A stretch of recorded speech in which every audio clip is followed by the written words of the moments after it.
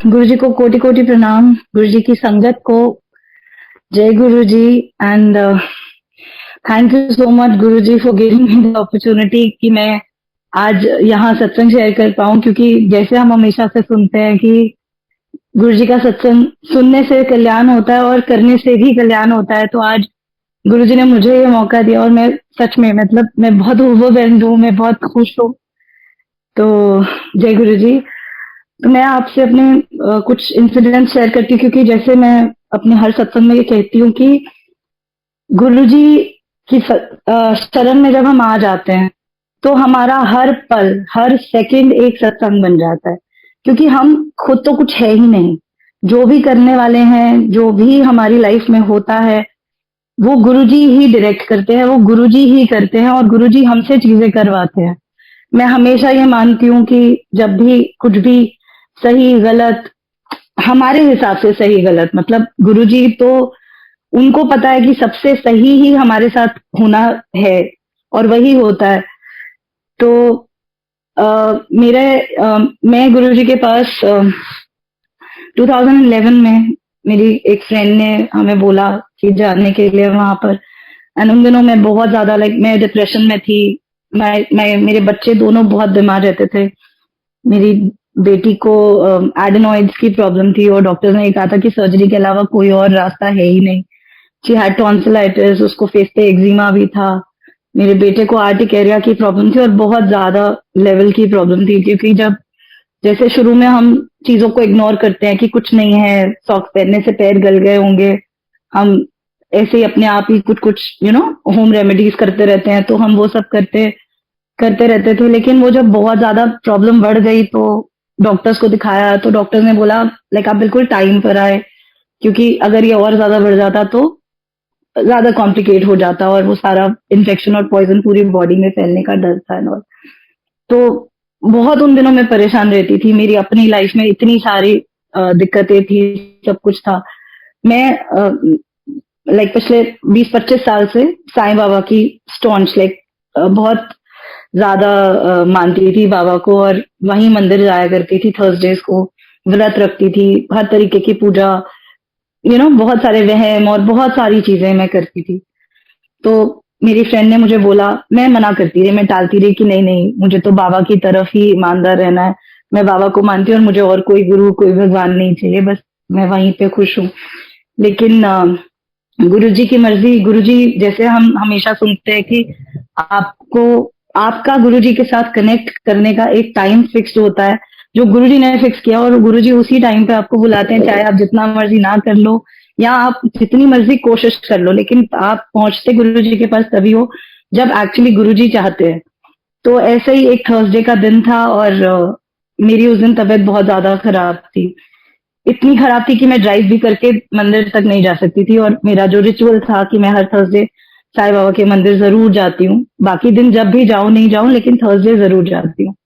तो सुबह से उस दिन तबीयत बहुत खराब थी। शाम को मैंने अपने हस्बैंड, अपने अंकल को मैंने बोला कि क्या आज आप मुझे मंदिर ले जाओगे? तो उन्होंने बोला ठीक। लेकिन फिर पता नहीं क्यों मेरे मन में आया कि मैं गुरु जी के मंदिर जाऊं। जैसे सुबह से कुछ कुछ ऐसी चीजें हो रही थी, फेसबुक पे हम कहीं कुछ देख रहे थे, व्हाट्सएप में कुछ पोस्ट आ रही थी, कुछ था। तो अचानक से मन में ऐसे आया कि आज गुरु जी के मंदिर चले जाते। तो मैंने अपने अंकल को बोला कि क्या हम गुरु जी के मंदिर जा सकते हैं? तो उन्होंने बोला कि ठीक है चलते हैं। उन्होंने भी मना नहीं किया, पर मन में एक वो ऐसे चल रहा था कि मैंने मैं बाबा को छोड़कर क्या वहां जा रही हूँ, क्यों मैं ऐसे कर रही हूँ, मैं बाबा के साथ कोई बेईमानी कर रही हूँ। तो मेरे मन में ऐसे कुछ आ रहा था। तो मेरे अंकल ने बोला अगर मन है तो हम दोनों जगह चलते हैं, तुम्हारे मन में ऐसा कुछ आ। तो मैंने बोला नहीं, मुझे आज गुरुजी के मंदिर ही जाना है। हाँ, मन में थोड़ी थॉट्स चल रही थी, लेकिन मैं फिर भी अपने मन को मैंने बनाया कि नहीं, मुझे गुरुजी के पास ही जाना है। लेकिन हाँ, वो मन में वो गिल्ट तो चलता ही जा रहा था। आप ट्रस्ट करिए संगत जी, मैं जैसे ही वहां पहुंची, मैंने पहला कदम गुरुजी के मंदिर में रखा उस दिन, एंड वहां पे भजन स्टार्ट हो गया। सरताज, सतिंदर सरताज जी का साईं जो भजन है, मतलब वो शुरुआत ही उन्होंने सीधा ही मुझे पहले ही दिन बता दिया कि तुम सही जगह आई हो और तुमने कोई बेईमानी नहीं की है, बाबा भी यहाँ पर हैं। फिर धीरे धीरे जैसे कनेक्ट बना गुरु जी के साथ, फिर मैं सत्संग में जाने लगी और धीरे धीरे हमें पता चला कि सब स्वरूप गुरु जी के अंदर समाये हैं और Guru ji is the ultimate, the supreme most power. और उन्होंने बहुत तरीकों से ये बात हमें बताई भी। अगर मैं ये सब बताने जाऊंगी तो मेरे सत्संग इतने लंबे हो जाएंगे, तो मैं इसको कट शॉर्ट ही रखती हूँ। पर फिर धीरे धीरे मैंने रियलाइज करा कि मेरी तबीयत ठीक होने लगी। मैं बिल्कुल भी किसी से कनेक्ट करना पसंद नहीं करती थी। मैं सोशली बिल्कुल लाइक एंटी सोशल हो चुकी थी। बिल्कुल लोगों से मिलना पसंद नहीं करती थी, किसी के यहाँ जाना, किसी से बात करना अच्छा नहीं लगता था, बस अपने कमरे में रहती थी। बट धीरे धीरे सत्संग के इनवाइट आने लगे और लोगों के साथ, संगत के साथ कनेक्ट होने लगी, सत्संग सुनने लगी। अचानक ही किसी ने मुझे लाइट ऑफ डिविनिटी की किताब दे दी, वो पढ़ने लगी। मन में इतना हौसला आया, धीरे धीरे ठीक होने लगी, मुझे पता ही नहीं चला। और बहुत शुरू में ही किसी संगत ने, हमने कहीं पे एक सत्संग मैंने सुना था कि गुरुजी कहते हैं मंगो नहीं मनो, यहाँ आए हो तो कुछ मांगो मत, बस मुझे मानो और ये विश्वास रखो कि मैं तुम्हारी जिंदगी में सब कुछ ठीक कर दूंगा। तो मैंने कहा ठीक है, ऐसे तो ऐसे ही से। एंड मैं बचपन से बहुत स्पिरिचुअल रही हूँ और सच बताऊं, बहुत ज्यादा कुछ मांगने की मेरी कभी इच्छा हुई नहीं भगवान से। और सच में संगत जी, बिना मांगे भगवान ने हमेशा दिया और बहुत अच्छा दिया, सबसे बेस्ट दिया। और गुरुजी ने तो बेस्टेस्ट दिया, सॉरी। तो ऐसा हुआ, तो जब मैंने सुना तो मैं और ज्यादा कॉशियस ही रहती थी कि मैं बिल्कुल भी मांगू नहीं उनसे कुछ भी, जो उनको सही लगे वो वही करें। कि अगर मेरे बच्चों को सर्जरी के थ्रू ही जाना पड़ेगा तो हम सर्जरी भी करा लेंगे, अगर जो भी जैसा भी गुरुजी ने डिसाइड किया है वैसा ही होगा। और मैं वही करने लग गई धीरे धीरे। मुझे पता भी नहीं चला संगत जी, मैंने सच में उनसे नहीं मांगा कि कुछ ठीक कर दो या मेरे बच्चों को ठीक कर दो या मेरा डिप्रेशन ठीक कर दो या कुछ भी। पर मुझे पता नहीं चला एंड धीरे धीरे गुरुजी के साथ मैं कनेक्ट होती गई और हमारी प्रॉब्लम्स अपने आप ही ठीक होती गई। धीरे धीरे मैंने देखा मेरे बच्चों के बेड साइड टेबल से दवाइयां की शीशियां खत्म होने लग गई। मुझे किसी ने बोला था होम्योपैथी करने के लिए, इन सब चीजों के लिए बच्चों की। तो मैंने वैक्सीन में इनके कार्ड्स बनवाए थे, 1.5 years 2 years वाले। धीरे धीरे हमारी डॉक्टर की अपॉइंटमेंट ही खत्म होने लग गई, क्योंकि उसमें यही होता था कि जब तक दवाई है चलती रहे। पता ही नहीं चला कब बच्चों ने दवाई खानी बंद कर दी और हम दवाई की जगह जल प्रसाद में ले ली। फिर गुरुजी का स्वरूप घर में आ गया, गुरुजी के संग घर में होने लगे। सब कुछ मुझे पता ही नहीं चला कैसे होता गया होता गया। और मैं गुरुजी से इतनी कनेक्टेड फील करने लग गई कि मुझे सारा दिन बस मुझे कुछ अच्छा ही नहीं लगता था। मुझे सिर्फ अच्छा लगता था जो गुरुजी की बात करे वो बहुत अच्छा लगता था। मतलब गुरुजी के सत्संग में जाना मुझे बहुत अच्छा लगता था, गुरुजी के मंदिर जाना बहुत अच्छा लगता था। और जैसे हम पहले जाते थे तो रश भी होता था और सब कुछ होता था, लेकिन वहां हमें वेट करना भी बुरा नहीं लगता था। कभी एक बार किसी संगत आंटी से मैंने सुना कि गुरुजी कहते हैं कि लाइन में जिस जगह मैंने तुम्हें खड़ा किया वो जगह ही तुम्हारी है, ना उसके आगे जाने की कोशिश करो, ना किसी को अपनी जगह खड़ा करो, क्योंकि मैं जो तुम्हारी हीलिंग कर रहा हूँ वो मुझे पता है, मैं अपने हिसाब से कर रहा हूँ। तो आप सोचिए कि अगर हम वहां पहुंचे और मैं लाइन में लास्ट खड़ी हूँ तो मुझे कुछ बुरा ही नहीं लगता था, मुझे अच्छा ही लगता था कि हाँ ठीक है गुरुजी आपको पता है। बल्कि जितना पीछे खड़े होते थे उतना ज्यादा मंदिर में रहने को मिल जाता था कि जितनी देर लंगर करेंगे उतना अच्छा लगता था। कोई जल्दी नहीं, कोई कुछ नहीं। और हम धीरे धीरे जाने लग गए, मैं और मेरी मदर इन लॉ, हम दोनों बहुत ज्यादा कनेक्टेड हो गए गुरुजी से। और पूरा दिन सुबह से ऐसी उमंग होती थी, मतलब मैं सब भूल गई कि मुझे घर पे रहना है या मैं बीमार हूँ। मुझे कुछ याद ही नहीं रहता था, बस सुबह उठते थे, तैयार होते थे, अच्छा आज हमें यहाँ जाना है, आज हमें वहां जाना है, आज हमें ये करना है। एकदम से एक खुशी, एक एक मतलब पूरे घर के अंदर एक अलग सा माहौल हो गया, सेलिब्रेशन जैसा माहौल हो गया। फिर धीरे धीरे गुरुजी ने सत्संग करवाने शुरू करे घर में। जब सुनती थी कि ब्लेसिंग्स होती हैं, गुरुजी की मौज है, ड्रीम्स की बातें लोगों से सुनती थी कि गुरुजी का ड्रीम, गुरुजी का दर्शन होता है। बहुत फॉर्चुनेट, बहुत खुशकिस्मत समझती हूँ खुद को कि मुझे बहुत मौका मिला, ऐसे गुरुजी के ड्रीम्स में मुझे दर्शन हुए। तो ऐसे सत्संग में जाते जाते सब सुनते करते बहुत बहुत अच्छी लाइफ हो गई है। अब मैं आपको अपना ये पैंडेमिक के दौरान में हमारी जो भी चीजें हुई, जैसे तो मैंने बहुत लोगों से सुना फिर से डिप्रेशन। पर मैं सच में बता रही हूँ संगत जी, वो मेरा लास्ट एक फेज था डिप्रेशन का।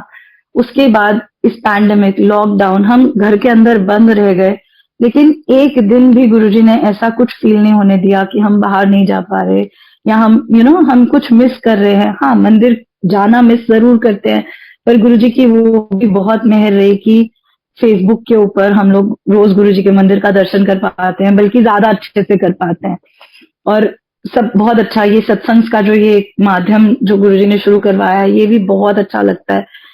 सत्संग सुनते हैं, सच में मतलब आप बिलीव करिए कि सत्संग सुनने से, सत्संग को मानने से, और सच में गुरुजी की इच्छा, गुरुजी की बातें मानने से, गुरुजी के आदर्शों पे चलने से, गुरुजी की कही हुई बातों पर अमल करने से सिर्फ खुशियां ही मिलती हैं।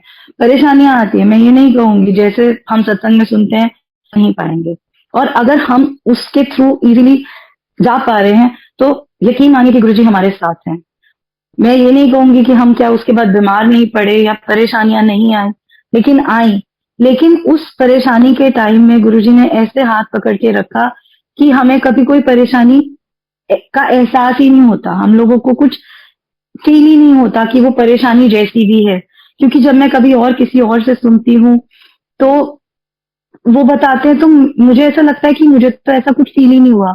जैसे मेरी मदर इन लॉ को इसी दौरान में कैंसर हुआ, एक बार को उनका मन थोड़ा डगमगाया। 2013 की बात है, उनको कैंसर डायग्नोज हुआ और उनका थोड़ा मन डगमगा गया। और वो जब सत्संग सुनती थी तो हर बार वो इस होप से हॉस्पिटल जाती थी कि देख मेरी भी रिपोर्ट्स गुरुजी बदल देंगे।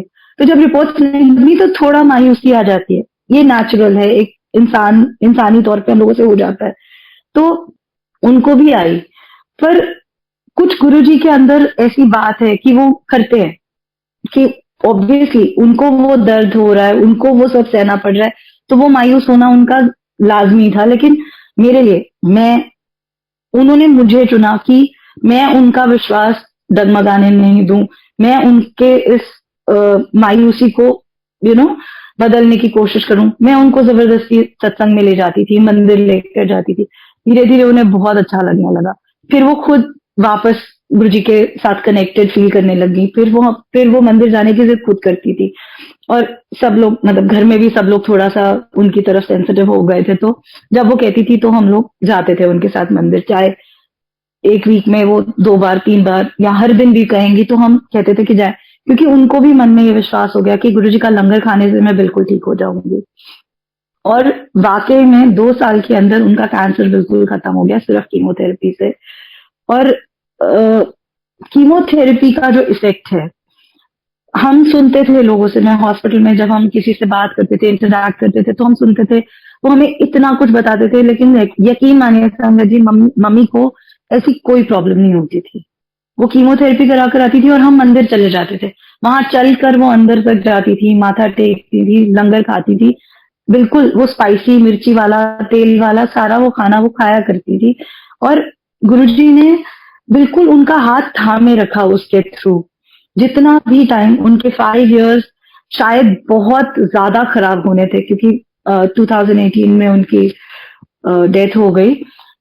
बट वो 5 साल गुरुजी ने इतने आराम से, इतनी सहजता से हमारे निकाले कि मैं सच में बता नहीं सकती। मतलब मेरे पास वर्ड ही नहीं है, मैं बहुत ज्यादा एक्सप्लेन नहीं कर पाती हूँ इस बात को। लेकिन मैं यही कहती हूँ कि जब हम गुरुजी की बात मानते हैं, गुरुजी के जैसे सरेंडर, सरेंडर बहुत बड़ा वर्ड है, हम कहते हैं कि सरेंडर किया है, पर फिर भी हमारे मन में कुछ ना कुछ डाउट, 10% 20% डाउट रहते ही हैं। वो हम इंसान है और हम ये करेंगे, हम पूरा विश्वास कर ही नहीं पाते हैं कभी भी। और जैसे जो संगत गुरुजी से फिजिकल फॉर्म में मिली है, वो ये कहते हैं कि हमें तो विश्वास ही नहीं होता था, क्योंकि हमारे दिमाग में ये बातें बचपन से डाली जाती है कि भगवान दिखते नहीं है, तो जो दिखाई दे रहे हैं वो भगवान कैसे हो सकते हैं। और यही बातें हम भी सोचा करते थे कि भगवान ऐसे कैसे, हमें इतनी आसानी से भगवान कैसे मिल गए, इतने तो हमारे अच्छे कर्म नहीं होंगे। पर आज मुझे ये एहसास होता है कि सच में शायद हमारे कर्म बहुत अच्छे थे, जो गुरुजी ने हमें अपनी शरण में लिया, हमें ये मौका दिया कि हम उनके पास रह सके, उनका एहसास कर सके, उस एहसास में ब्लेसिंग ले सके, हम गुरुजी के साथ कनेक्टेड फील कर सके। गुरुजी ने हमें अपनी संगत के रूप में इतना ब्यूटीफुल परिवार दिया है। अपने रिश्तेदारों से ज्यादा अपने सगे लोग लगते हैं।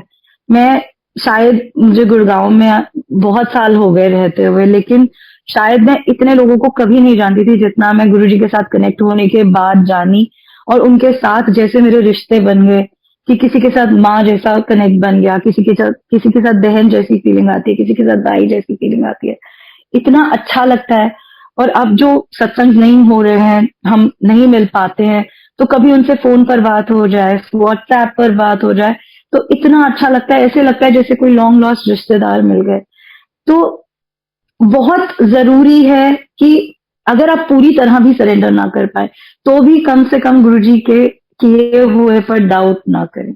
जो भी गुरुजी हमारे लिए करते हैं, जो भी गुरुजी ने हमारे लिए सोचा है, वो सबसे बेस्ट है हमारे लिए। उससे बेस्ट हमारे लिए कुछ नहीं हो सकता। कोई और इंसान हमारे लिए उतना अच्छा नहीं कर सकता जितना गुरुजी कर सकते हैं।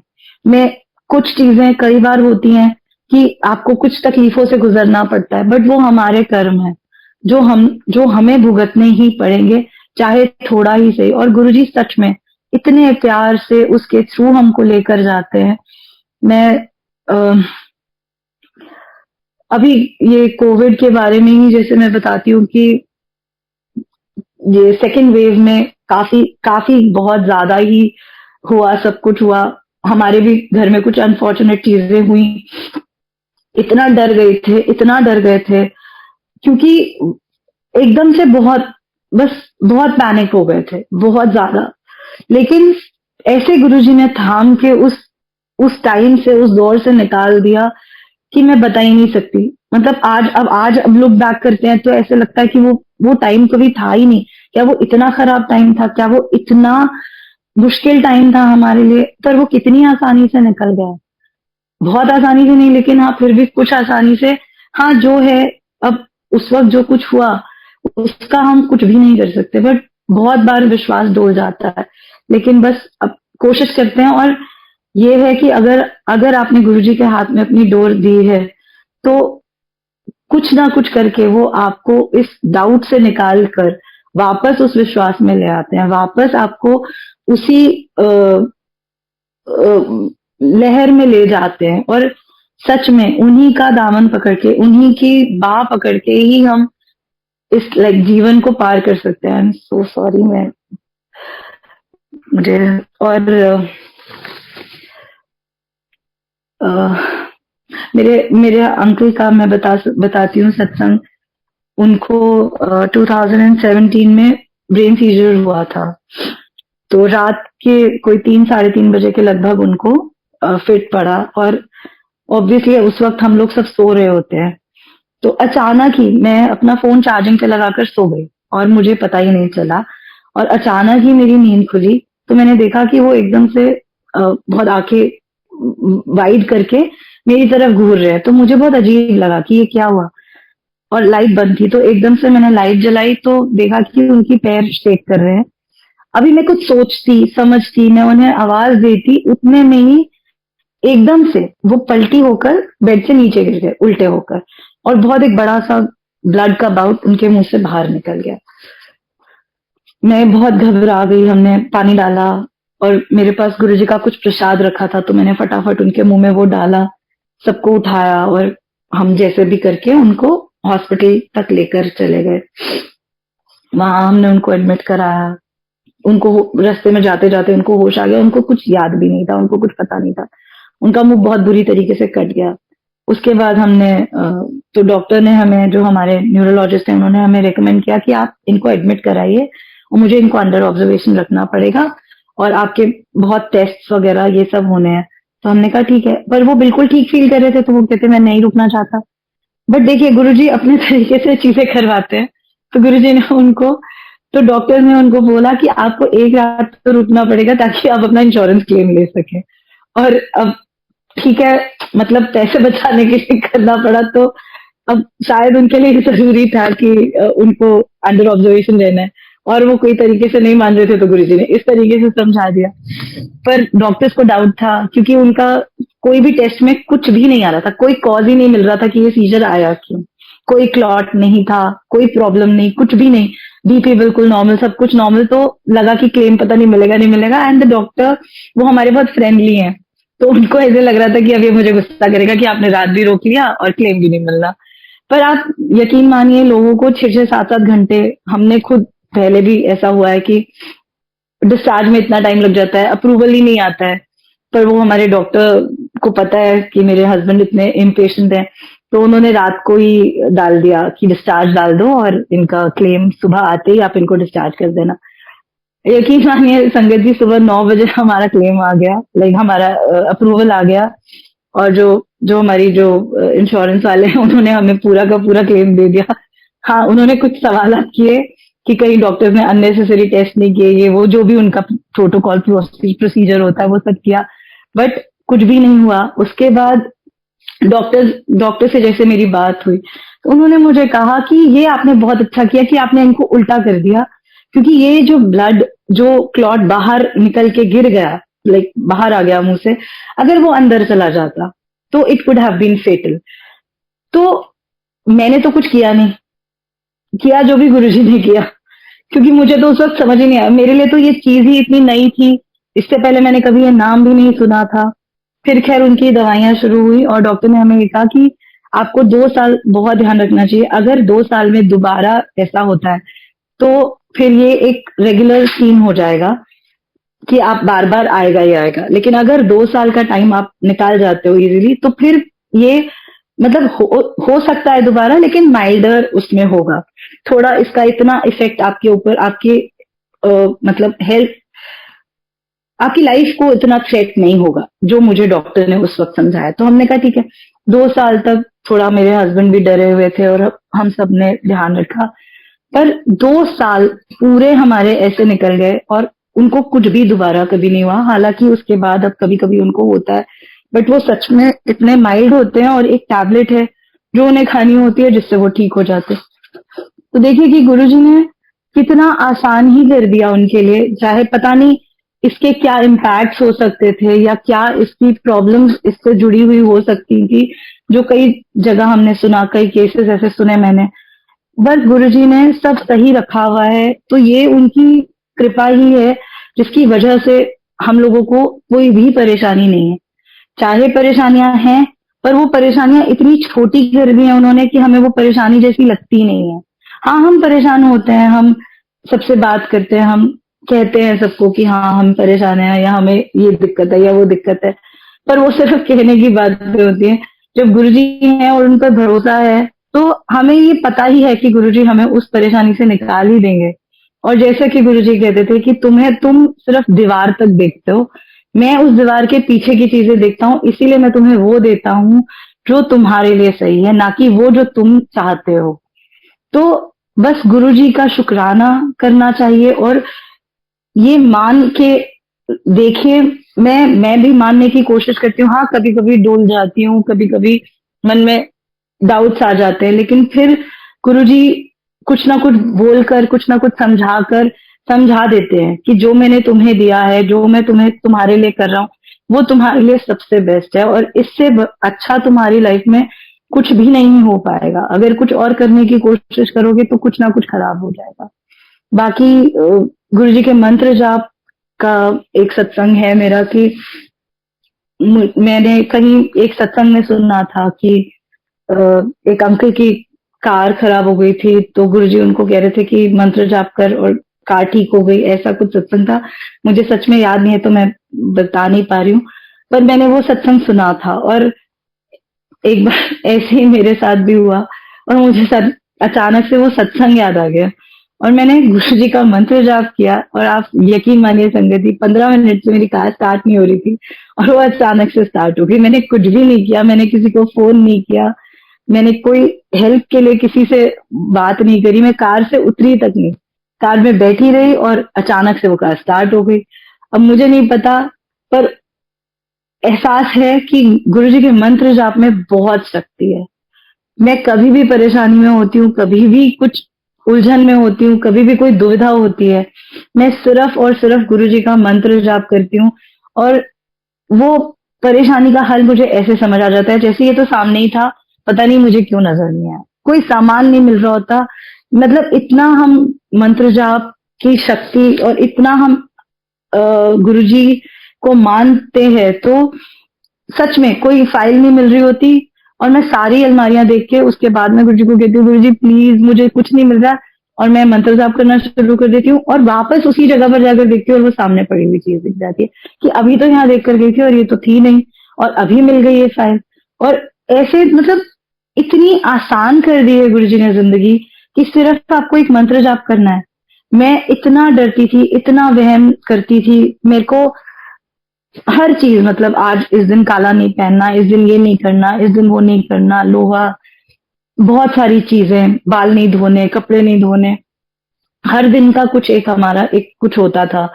और डर, भगवान से डरते थे हम। जब तक गुरुजी के पास नहीं मैं आई थी, मैं भगवान से डरती थी कि अगर मुझसे कोई गलती हो गई तो भगवान मुझे सजा देंगे, भगवान मुझे पनिश करेंगे, अगर मेरे से कोई व्रत टूट गया तो अब माता रानी मुझ पर नाराज हो जाएंगी या बाबा मुझ पर नाराज हो जाएंगे, वो मुझे अब वो व्रत दोबारा करना पड़ेगा। पंडित जी से पूछो तो वो कोई आपको एक बहुत डिफिकल्टी चीज बता देते हैं कि अब आपको ये करना पड़ेगा, ये आपका प्रायश्चित है और ये है। अगर आप वो भी नहीं कर पाते हो तो आप और डरते हो, आप डरते रहते हो, डरते रहते हो, अंगूठियां पहनने लग जाते हैं, हम एस्ट्रोलॉजी और इन सब चीजों में चले जाते हैं। मैं इतने वहम करती थी, लेकिन धीरे धीरे धीरे धीरे गुरुजी ने मेरे सारे वो वहम दूर कर दिए। उन्होंने मुझे भगवान से प्यार करना सिखाया। उन्होंने कहा भगवान से डरो नहीं, भगवान से प्यार करो, भगवान हमारे माँ बाप हैं, हमारे माता पिता हैं, वो हमें बोलते हैं कि तुम माँ बाप हो, तुम बताओ क्या तुम अपने बच्चों को सजा दे पाते हो? अगर देते हो तो तुम बच्चों से ज्यादा दर्द, बच्चों से ज्यादा तकलीफ तुम्हें खुद को होती है। ऐसे ही मैं भी तुम्हारा माँ बाप हूँ, और मैं तुम्हें वो सजा दे ही नहीं पाऊंगा। हाँ, तुम्हें सही रास्ता दिखाना मेरा काम है, उस पे चलाना मेरा काम है, कभी कभी उसके चलते मुझे थोड़ी सख्ती करनी पड़ेगी, पर सजा नहीं दूंगा मैं तुम्हें। धीरे धीरे मेरे को ये सब बातें समझ में आने लगी, मेरे सारे वहम दूर होने लग गए। अपने आप ही गुरुजी ने हर चीज इतनी सही कर दी, इतनी सीधी कर दी कि आज मैं लोगों को समझाती हूँ कि प्लीज वहम मत करो। कि क्या करते हो, ये क्यों ऐसे रहम करते हो, इस दिन ये नहीं करना, उस दिन वो नहीं करना, कुछ नहीं रखा इन सब चीजों में। गुरुजी ने तो खुद काले कपड़े पहन के काले कपड़े का कि वो ही बदल दिया कि उसके साथ कोई अपशगुन है ही नहीं, वो सबसे अच्छा है। बिल्ली रास्ता काट जाए तो पहले हम डर के एक साइड पे खड़े हो जाते थे कि कोई और पार करे, मतलब हम इतने सेल्फिश थे कि हमारा बुरा ना हो चाहे किसी और का हो जाए। पर आज हमें वो लगता ही नहीं है, आज हमारे मन में ऐसा कोई वहम ही नहीं है, क्योंकि जब गुरु जी साथ हैं तो चाहे बिल्ली रास्ता काट जाए या कुछ भी हो जाए, हमारा बुरा हो ही नहीं सकता। और अगर कुछ बुरा हमारे साथ होता भी है तो वो हमारे पुराने कर्म है और जिनको हमें भुगतना है।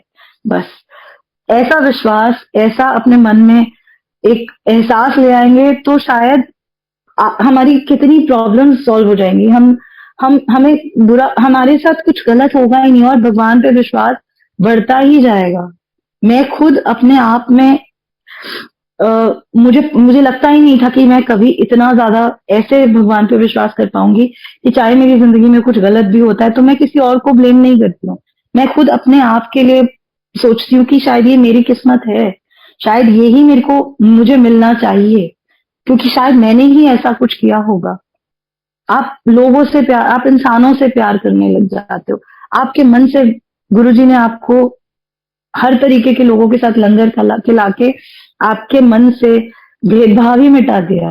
आपको गुरुजी ने ये एहसास कराया कि हर तरीके के लोग ही होते हैं, इंसान ही होते हैं, उनसे प्यार करो। कितनी चीजें मैं देखती हूँ, हम जिस तरीके से हम अपने घर में हमारे हाउस हेल्प, हमारे सर्वेंट्स, हमारी जो भी लोग, हम वो हमारी मदद करते हैं और हम उन्हें ही नीचा दिखाने की कोशिश करते हैं। गुरुजी ने वो भेद मन से निकाला, उनको अपने इक्वल समझने की हमें सद्बुद्धि दी, हमें समझ दी कि हमें उनको भी इंसान समझना चाहिए, उनकी परेशानियों को भी समझना चाहिए। मैं अपने आप के लिए कह सकती हूँ कि मुझे उन्होंने एक इतना बेहतर इंसान पहले के कंपैरिजन में बना दिया कि मैं उनका शुक्राना करते थक नहीं सकती। मतलब मैं कैसे उनका शुक्राना करूं मुझे नहीं पता कि कैसी मैं एक इंसान थी, कितना मेरे अंदर क्या कुछ था और आज उन्होंने मुझे कैसा इंसान बना दिया कि मेरे मन से कुछ विकार तो कम से कम हुए। हाँ, it is a long way, शायद धीरे धीरे और भी हम बेहतर इंसान की तरफ बढ़ते जाएंगे। हाँ, कुछ रह ही जाएंगे विकार, क्योंकि अगर सब कुछ खत्म हो जाए तो हम ही भगवान बन जाएंगे, वो तो खैर नहीं हो सकता, लेकिन हाँ जितना भी हो सकता है, जो भी हो सकता है, गुरु जी की मेहर रहेगी तो हम कुछ कुछ हद तक अच्छे इंसान बन पाएंगे, कुछ हद तक अच्छाई कर पाएंगे, कुछ हद तक अपनी जिंदगी के साथ जस्टिस कर पाएंगे कि अगर हमें ये जन्म मिला है तो इसमें हम पाठ, सिमरन, पूजा, अच्छे कर्म करें ताकि हमारी आगे की लाइफ या जो भी अगला जन्म वो अच्छा हो। हमारे इस अच्छाई का पुण्य हमारे बच्चों को मिले, हमारे आसपास वालों को मिले, हमारे परिवार के लोगों को मिले। जैसा गुरु जी कहते हैं कि अगर एक इंसान ही आकर मेरे से जुड़ गया तो उसका पूरा परिवार, उसकी सारी पीढ़ियां ही मैं तार देता हूँ। तो क्या पता ऐसा ही कुछ हो जाए और उसमें मेरा ही फायदा है, मेरे लिए ही अच्छाई है कि मैं एक अच्छी इंसान बन जाऊं। जय गुरु जी, मैंने शायद बहुत ज्यादा तो नहीं बोल दिया, बाकी जय गुरु जी और शुक्राना गुरु जी का हमेशा कि उन्होंने सही राह, अच्छी संगत और बहुत अच्छी जिंदगी हमें बख्शी है और हमेशा हर पल हमारे साथ रहकर हमारा हौसला बढ़ाते हैं और हमें प्यार देते हैं। जय गुरु जी, जय गुरु जी संगत जी।